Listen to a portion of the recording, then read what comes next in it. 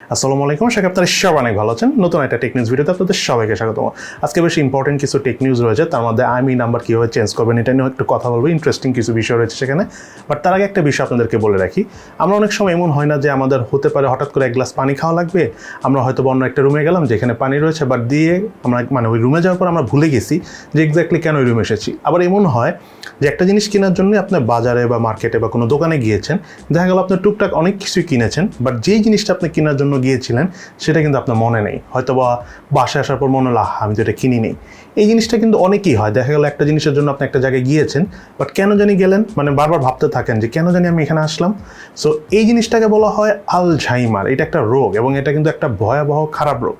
জিনিসটা অনেক ক্ষতি করে না, বাট ব্রেনের জন্য অনেক ক্ষতিকর। সো এটা ডে বাই ডে অনেক বাড়বে, আর এই রোগটা হতে অনেক সময় লাগে। যারা মেনলি রাতে ঠিকঠাক মতো না ঘুমায় তাদের এই প্রবলেমটা বেশি দেখা দেয়। যেটা মেনলি বলতে চাচ্ছিলাম, এই আলঝাইমার রোগের একটা ট্রিটমেন্ট রিসেন্টলি বের হয়েছে, যে ব্রেইনের ভিতরে মাইক্রোগিলাই নামক এক ধরনের একটা সেল থাকে, যেটা মেইনলি আপনার ব্রেইনের কিছু নিউট্রন থাকে বা কিছু ধরনের দেখা গেল না টক্সিন থাকে, যে জিনিসগুলি কন্ট্রোল করতে পারে না, এবং ওই কারণে আলটিমেটলি আসলে ঘুম ঘুম লাগে বা ব্রেইনের ইলনেসগুলো বা ব্রেইনে নানা রকম রোগ দেখা দেয়। তার মধ্যে আলঝাইমার একটা রোগ। সো বিষয়গুলো নিয়ে আমি ইন ডিটেলসে বলবো না, যেহেতু আমি ডাক্তার না, কিন্তু এইটার একটা সলিউশন রিসেন্টলি ডাক্তাররা ল্যাবে আবিষ্কার করেছে, যে এক ধরনের ট্রিটমেন্ট তারা নতুন করে করবে যাতে এই আলঝাইমার প্রবলেম থেকে বের হওয়া যায়। কারণ আলঝাইমারটা এখন এতটাই বেড়ে গিয়েছে, আগে শুধু বয়স্কদের মধ্যে দেখা দিত, কিন্তু এখন দেখা যাচ্ছে টিনেজার বা কম বয়স্ক এদের মধ্যেও এই রোগটা দেখা দিচ্ছে। সো এটা নিয়ে খুব কাজ করা হচ্ছে, কারণ আগামীতে এই রোগটা বেড়ে যাওয়ার আগে যদি সলভ করা যায় খুবই ভালো হবে। এবং আমি আসলে থামস আপ জানাই বিষয়টা নিয়ে ওয়ার্ল্ডে একটা গুড রিসার্চ রেজাল্ট আসার জন্য। দেন এরপরে কথা বলবো হলো নাথিং ফোনটাকে নিয়ে। এই ফোনটা কিন্তু আমরা এতদিন ধরে যা দেখেছি আসলে মার্কেটে কিন্তু ওইভাবে অ্যাভেলেবেল পাওয়া যেত না। টুকটাক কিছু প্রি অর্ডারে যারা কিনেছে তারা সেল করতো, ওগুলো বাংলাদেশ মার্কেটে এনে সেল করা হচ্ছে। বাট আজকে থেকে ইন্ডিয়ান মার্কেটে এবং গ্লোবাল কিছু কান্ট্রিতে নাথিং ফোনটা কিন্তু অফিসিয়ালি ওপেন মার্কেটে সেল হয় স্টার্ট হয়েছে।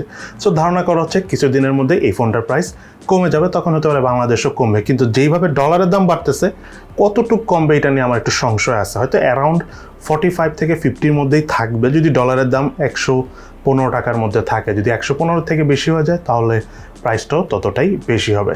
দেন এরপর নিউজটা হলো, রিসেন্টলি আপনারা সবাই জানেন যে অনেক ধরনের আজে বাজে অ্যাডস হয়। বেটিং কোম্পানির অ্যাড দেয়, অনেকে দেখা যায় অনেক 2 নম্বর অ্যাড দেয় বা স্ক্যামিং টাইপ অ্যাড দেওয়া হচ্ছে, যার মাধ্যমে অনেকের ক্ষতি করতেছে। সো এই অ্যাডগুলো যে যাচ্ছে, এই কারণে BTRC এখন যে ইন্টারনেট কোম্পানিগুলো রয়েছে, তার পাশাপাশি ফেসবুক, গুগল এদের কাছেও জানতে চেয়েছে যে তাদের প্ল্যাটফর্মে কে কী অ্যাড দিচ্ছে সেটার ব্যাপারে ইন ডিটেলস ইনফরমেশন দিতে হবে বাংলাদেশকে। যদিও জানি না ফেসবুক, গুগল আলটিমেটলি দিবে কিনা, বাট দেওয়াটা প্রয়োজন, কারণ জুয়া রিলেটেড অনেক কিছুই কিন্তু আমরা এখন অ্যাডভার্টাইজমেন্ট হিসেবে দেখতে যাচ্ছি বা দেখতে পাচ্ছি। সো এটা কমানোর জন্য আই থিঙ্ক গভর্নমেন্ট একটা সুন্দর উদ্যোগ নেওয়া ট্রাই করতেছে। দেন সর্বশেষ নিউজটা হলো IMEI নাম্বার কীভাবে চেঞ্জ করবেন। আপনারা শুনে হয়তো অনেকে খুশি হয়ে গেছেন যে IMEI নাম্বার চেঞ্জ করে ফেলবেন।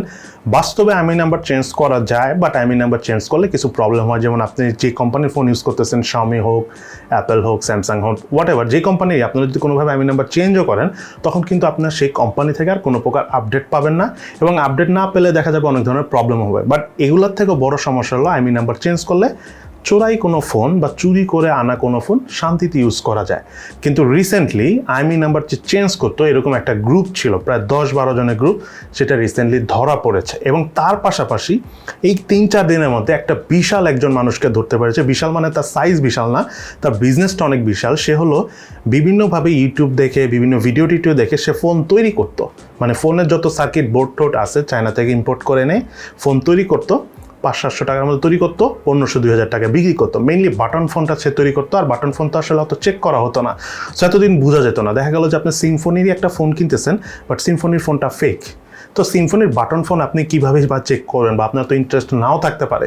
সো সেই রকম বিভিন্ন জিনিস চায়না থেকে এনে নিজে একসাথে অ্যাসেম্বল করতো, এবং সেটা ছিল গুলিস্তানে তার দোকান, এবং সে অ্যাসেম্বল করে সেটা তৈরি করে বিক্রি করতো, এবং সে বেশ জায়গা জমি অনেক কিছু করেছে। আর এটা খুবই স্বাভাবিক, যেহেতু বাটন ফোন কারণ নজরে এতদিন আসেনি। রিসেন্টলি এই 3-4 দিন আগে গুলিস্তান থেকে সেই লোকটাকে ধরতে পেরেছে। যখন ধরা পড়েছে তখনও প্রায় তার কাছে 1000-এর উপরে সেট ছিল, যেগুলো সে বিক্রি করতো।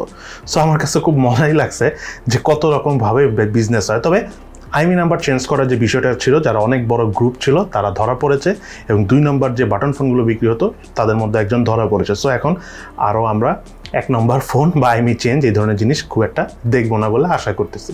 সো আজকে তাহলে পর্যন্ত সবাই ভালো থাকেন, সুস্থ থাকেন, এবং একটা কথা আপনাদেরকে বলে রাখি ভিডিও শেষে, আপনারা প্লিজ নন ব্র্যান্ড কোনো ফোন, যেই ফোনগুলো অফিসিয়ালি খুব একটা বাংলাদেশে পাওয়া যায় না, সেই ফোনগুলো আপাতত কিনবেন না। কারণ পার্টসের কোনো প্রবলেম হলে, যেহেতু ফোনগুলো বাংলাদেশ অফিসিয়াল শোরুম নাই, সো আপনি দেখা গেল অনেক পার্টস পাবেন না, তো আলটিমেটলি আপনি একটু ঝামেলায় পড়বেন। অফিসিয়াল শোরুম আছে, সেই সব ফোনের আনঅফিসিয়াল ফোন যদি আপনারা পান নিতে পারেন, বাট যাদের অফিসিয়াল শোরুম ওইভাবে নাই তাদের ফোন অ্যাভয়েড করলেই ভালো। যেমন হুয়াওয়ে বলেন, তারপর জেটিই বলেন, ভিভোর আইকিউ যেটা রয়েছে আইকিউ বলেন, এদের ফোন নিয়েন না আপাতত। ইভেন ওয়ানপ্লাসও আসলে ওইভাবে অফিসিয়ালি বাংলাদেশ মার্কেটে পাওয়া যায় না, কারণ কিনলে কোনো ঝামেলা আপনি আসলে সলভ করতে পারবেন না। তো এই জিনিসগুলো আপনারা একটু মাথায় রেখে কেয়ারফুল থাকেন, কারণ দেশের অবস্থা এখন অনেকই খারাপ, স্পেশালি যদি আমি ডলার প্রাইসের কথা বলি। সো নিজের সেফটি নিজের বুঝে শুনে নিজেরই করা উচিত। সো ইনশাল্লাহ দেখা হবে ফিউচারে।